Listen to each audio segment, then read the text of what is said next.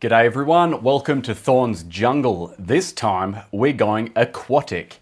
As you know, a couple of weeks back I did an episode on some of the biggest documented, whether it was accurately or not, great white sharks ever reported.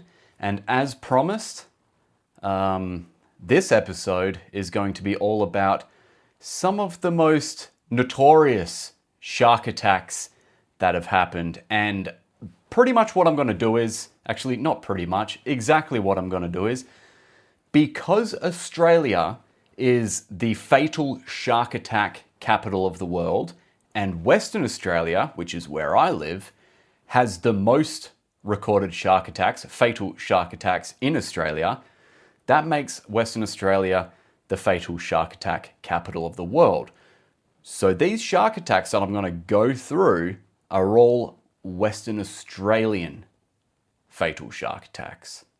Now, I will say that between 1791 and 2018, there were 237 fatal shark attacks in Australia.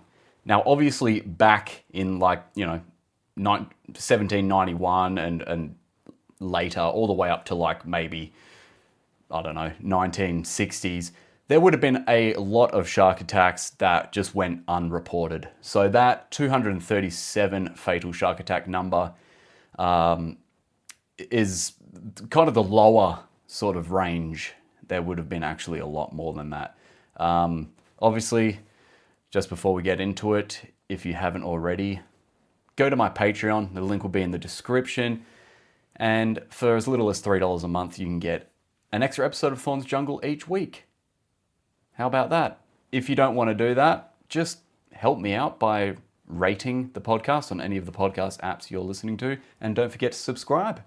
How does that sound? Sounds pretty cool? All right, let's get into it. All right. Between 2020 and 2021, there were 11 fatal shark attacks in Australia. So just in that year alone, there were more than probably a few years worth combined, which does happen, right? We normally have, 5 or 6 fatalities a year in Australia. In Western Australia, we have a couple a year. But obviously some years you're going to have more, some years you're going to have less. You can't really predict these things or know when a shark attack's going to happen. The only way to prevent a shark attack is to just not go in the water. But I'm not going to suggest that because I love being in the water, love snorkeling, love everything about it. So because the dates where this database for shark attacks in Australia started, it's pretty far back. Let's have a look. Where is it? So it starts pre-1903. Okay, hang on. Sneeze. Actually, way before 1903. Some of these attacks are 1882.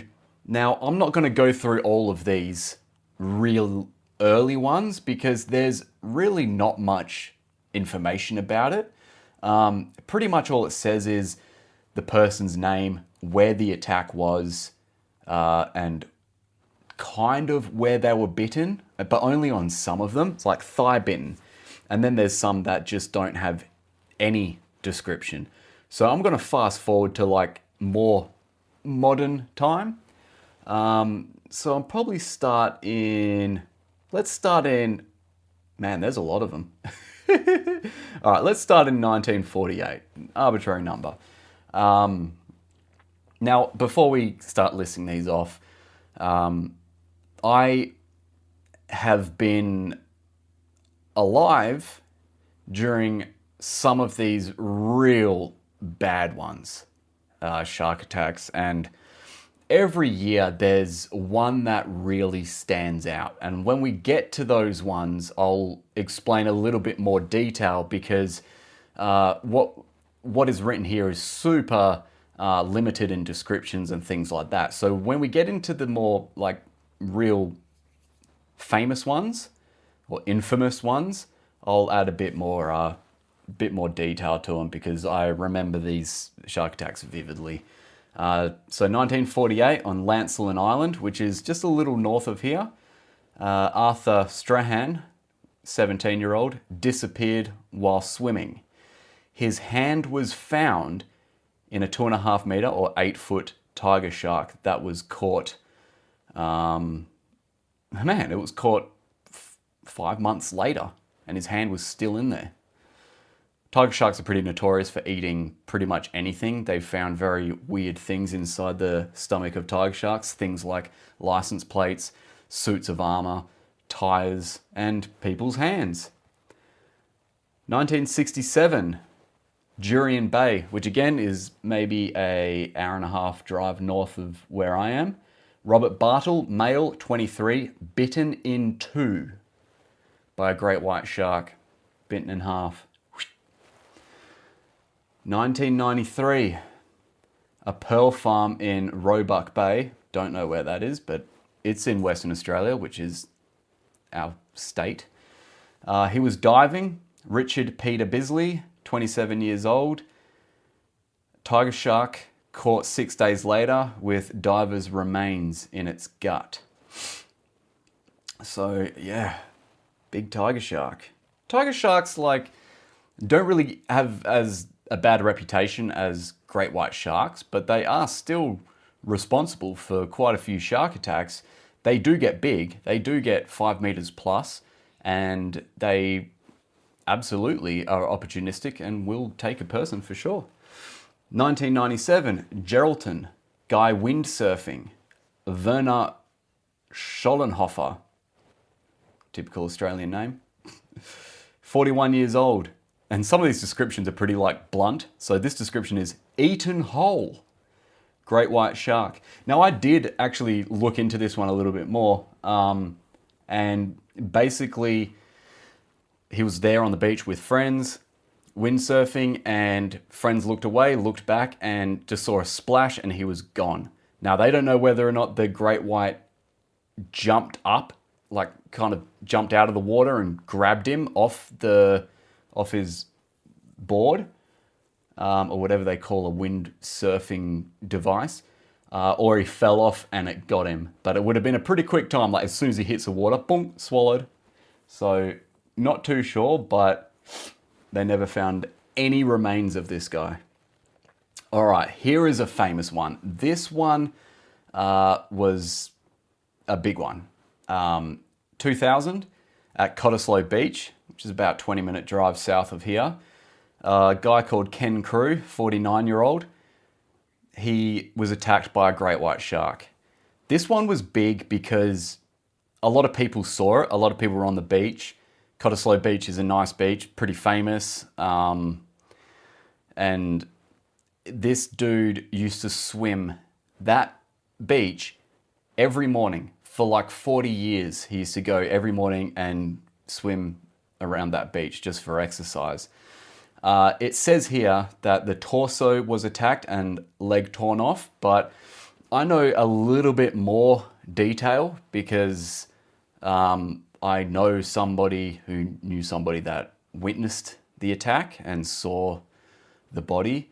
So he was only in waist deep of water, which isn't unusual with a lot of shark attacks. Like they say, a lot of shark attacks happen within 20 feet of the actual shore and in less than sort of waist deep of water. And I'll actually get into that a bit later as to why that might be. But yeah, when they sort of dragged him to shore, it wasn't necessarily just his leg torn off. It was both of his legs were kind of gone, or one of them was not fully attached. But he had huge bites in his torso and stuff, and he was gone by the time they got him to shore. This one was a big one just because of how many people were there and saw it, and everyone remembers the shark attack at Cottesloe Beach. 2004, Margaret River, popular surf spot, a few hours down south, big waves down there. Guy called Bradley Smith, male, 30 years old, stomach and legs attacked. 2 great white sharks. This again was another one because it was witnessed by buddies of his, and yeah, it wasn't quite known that there were two great white sharks involved until there was like further examination, and they saw that two different bite marks, two different thrashing around, things like that. So it's not. The thing is with great whites, they don't really pair up and like do cooperative hunts. It's not really a thing with great whites, but there has been quite a few great white shark attacks where there have been two sharks involved. Probably a case of the sharks are in the area because of a reason. There could be sea lions in the area, and they both have the same thought. This is easy prey, and they both go for it at the same time. That's not sort of mentioning when there's a dead whale, there will be numerous sharks around that whale, great white sharks. That's just an opportunistic thing. That's just like, okay, there's a free feed, let's all go get it. But who knows? Further study might show that, hey, great white sharks might team up with each other. 2005, the Abrolhos Islands, a diver, Jeffrey Brazier, male, 26 years old, no details, but it was a great white shark. 2008, Port Kennedy, a diver, Brian Guest, male, 51, no details, but they knew it was a great white shark. 2010, in Karambap Bay, a surfer, Nicholas Edwards, male, 31, leg severed. Normally, like, when you lose a leg, you've got a pretty high chance of dying. You've got the femoral artery that runs through that leg, and when that's severed, you have minutes, if that, to get that artery clamped. Otherwise, you're dead. 2011, Bunker Bay, another surfer, Kyle James Burden, male, 21, eaten in half. Eaten in half by a great white. This is the official description as well. Eaten in half. So I guess he was bitten in half, and one half of him they never found, assumed eaten. I guess that's what that means. Which half of it? I don't know. It's not that descriptive. 2011, Cottesloe Beach, Brian Martin. Another famous one because it was Cottesloe Beach again, the same beach where Ken Crew was killed. And this one was an interesting one because people saw him out there swimming. Again, another older gentleman who was 64. He used to swim out there every day, and he just disappeared. Some people said they saw a big splash, maybe some blood. There were people on a little boat that said they saw a large great white shark in the area. And the description for this attack was eaten whole, because the only thing they found of Brian Martin was his Speedos, his swimming trunks. And there were noticeable teeth marks in those Speedos. So yeah, eaten whole. That would have been a large great white shark as well. 2011, Rottnest Island, good old Rotto. Rottnest Island is just off the coast here. It's about a 20-minute boat trip, famous tourist spot. Kind of similar to Catalina Island if you're in California. And there are known large great white sharks that sort of hang around Rottnest Island, but because there's a lot of reef, normally you're quite protected. He was diving, so he was probably a little bit offshore, 32 years old. No description of his death, but they knew it was a great white. 2012, Stratham Beach, another diver, Peter Kerman, 33, no description, but it was a great white. 2012, off Wedge Island, that's north of here, Ben Linden, male, 24, eaten whole by a great white. 2013, Gracetown, surfing, Chris Boyd, male, 35, leg removed, great white. 2014, what is that? What name's that? Chains? Oh, Chains Beach, diving, Jay Muscat, 17, attacked at the leg and torso, great white shark. 2016, Mandurah, surfer, Ben Goering, male, 29, leg removed. Mandurah's about an hour south, not even. Another touristy destination. I quite like Mandurah, I used to go there every year. The leg removed at dusk by a great white. 2016, so same year. This is another famous one, off Mindarie. Mindarie is about 10 minutes north, 10 minutes from here. Maybe not even a 10-minute drive from here. A lady called Doreen Collier. She was a teacher, so this is another one that was quite, that stood out quite a bit. She was a teacher, 60 years old. 3 limbs removed late morning by a great white shark. This one was a famous one because it's so close to home, and also it was a very gruesome attack. 3 limbs removed. I believe one of those limbs was her head. As gruesome as that sounds, there was arms, legs, and head, which is, it's rough. But the thing is as well, at the time of this attack, I remember it took them a while to find her body, so they just assumed she disappeared, presumed eaten. But I think a little bit later they found sort of what was left of her, which wasn't a lot. 2017, Wiley Bay, a surfer, Letitia Brewer, 17, leg ripped off, great white shark.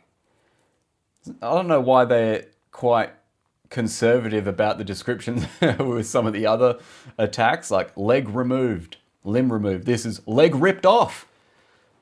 Okay, again, unsurvivable event, usually. 2020, Esperance, diver, Gary Johnson, I do remember this, 57, mauled while scuba diving, great white shark. Now, I'll get into a little bit more detail about Esperance because Esperance, I'm actually surprised there's not more Esperance on this list, which kind of makes me wonder that not all of the attacks have been logged in this, because Esperance is very famous for its abalone divers.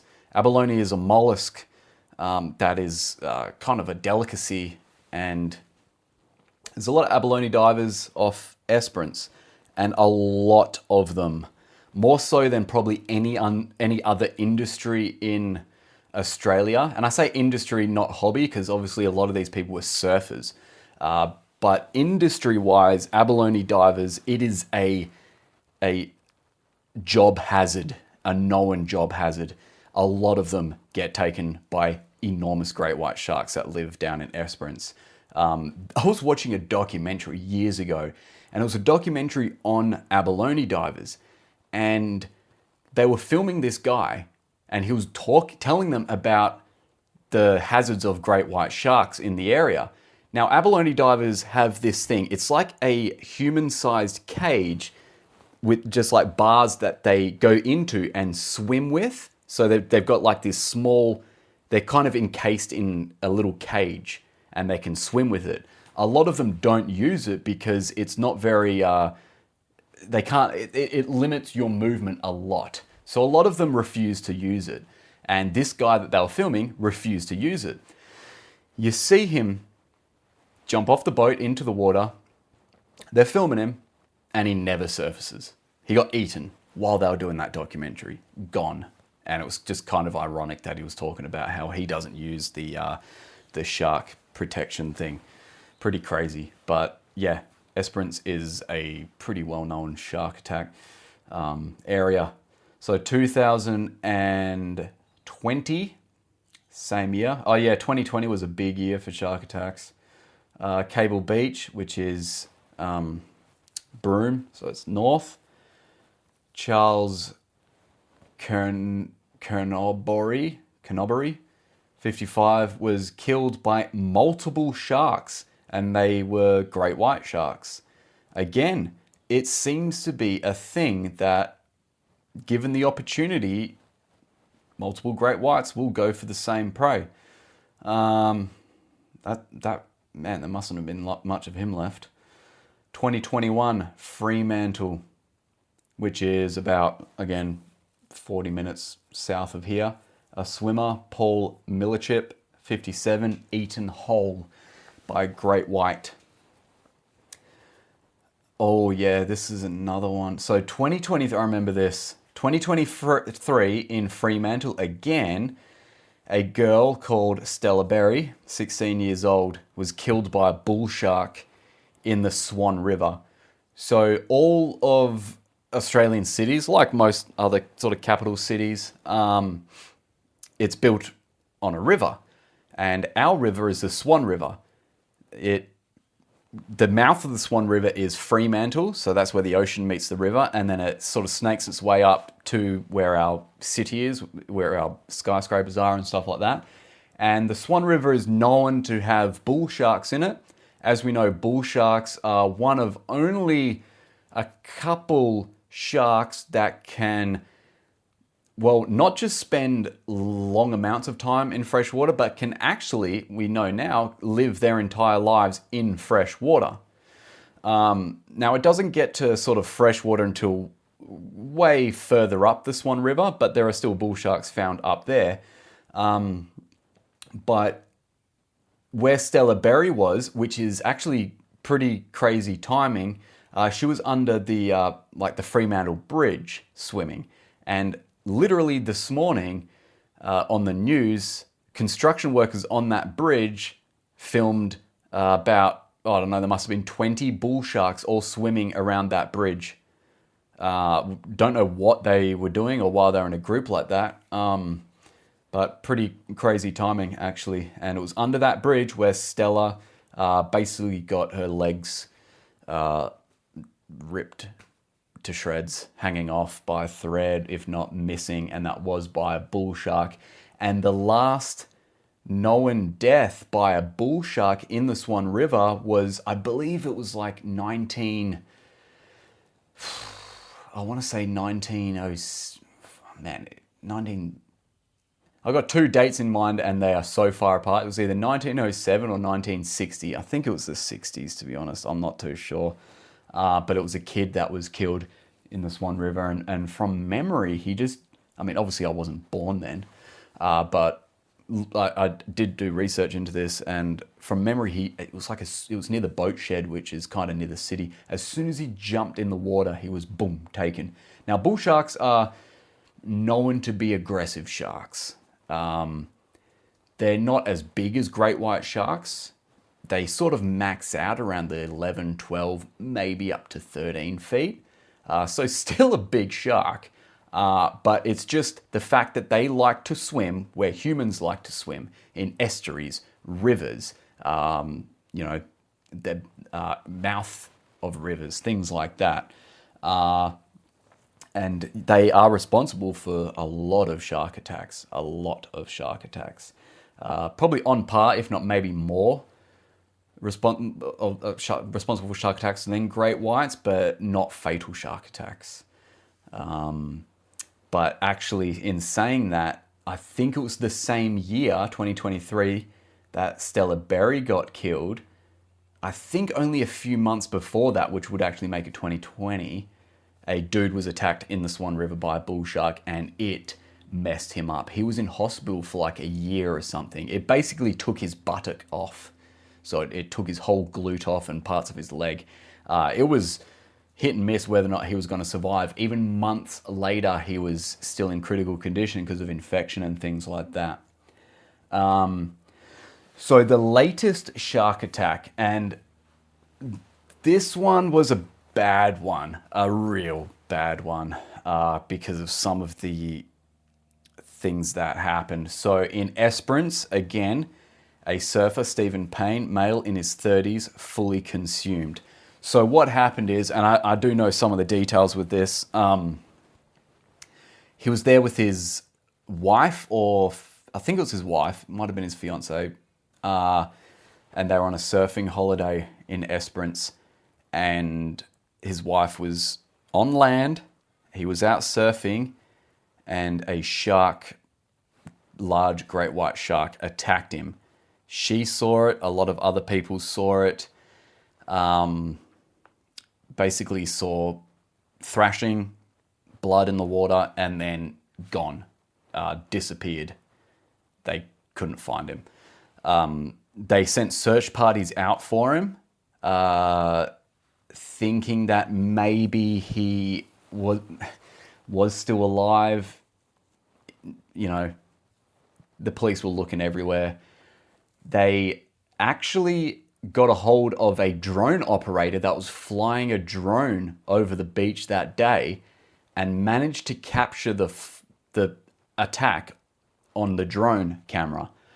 And obviously that footage hasn't been released, but the police officers, as soon as they saw the footage, just called the search off. The police officer said there was a lot of blood and other stuff that are too gruesome to talk about. But just the fact that after seeing the footage, it was immediately called off, which means that footage probably showed him basically being eaten whole. And I have seen shark attacks where a shark will bite a person, maybe the leg or arm comes off, and then straight away come back. And so they do sometimes break people up, bite chunks off, and then until it's gone. Or they'll bite somebody sort of in half, lower half's gone, and then take the other half. But whatever that drone footage showed was more than enough for the police to instantly call off the search and say, we will never find him. He's been fully consumed. And they haven't found anything of him. No, nothing was found of Stephen Payne. So it's pretty crazy. So what we have in common with most of these attacks were great white sharks. A couple were bull sharks, a couple were tiger sharks. But great white sharks are the most common fatal shark attack shark in Australia. Hands down, great white sharks. And we get big great white sharks off Australia, enormous ones. 6 meters plus, 5.5 meters plus aren't uncommon around here. So again, like I said in the last episode, most of these shark attacks are, I mean, like I said, if a shark attack is coming up to you to test out whether or not it wants to eat you, they don't have hands to give you a feel. They have a giant mouth with huge thumb-sized teeth. An inquisiting bite to see what you are and whether or not you're going to make a good meal will probably result in you missing a leg or an arm or being bitten in half.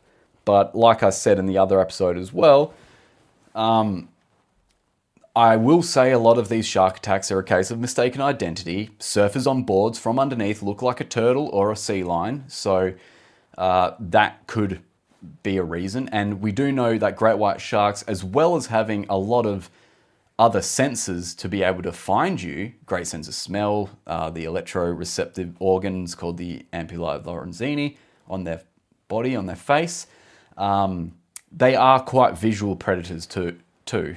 Great white sharks have actually been known to pop their head out of the water so they can have a look around on the surface, which is pretty freaky.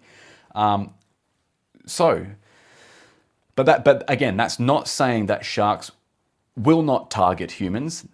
I find it hard to believe that all of these are mistaken identity.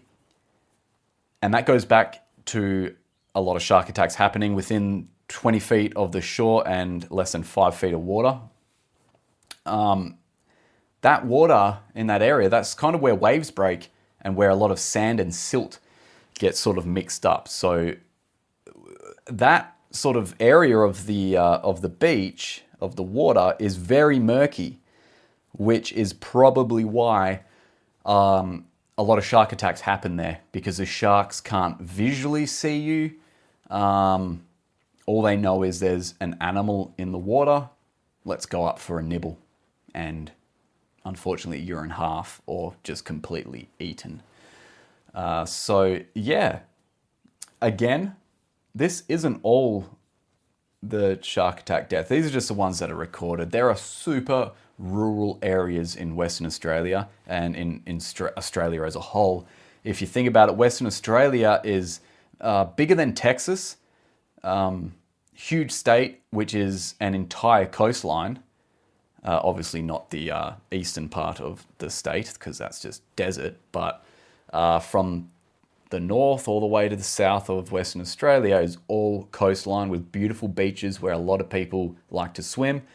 A lot of those beaches are super isolated. A lot of them are, indigenous communities, things like that. So a shark attack or a person going missing isn't always reported. And also people going missing while swimming, whether or not they're alone or with other people and nobody witnessed an actual attack. Sure, most of them would be just accidental drownings, but there would absolutely be some where people have been taken by sharks and we can never know whether or not it was a drowning or a shark attack.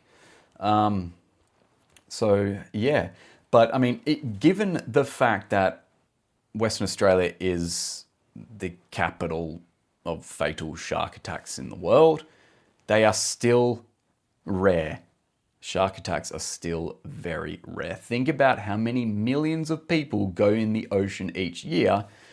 And in Western Australia, so this is just strictly speaking about Western Australia, how many people go in that water? Tens of millions of people.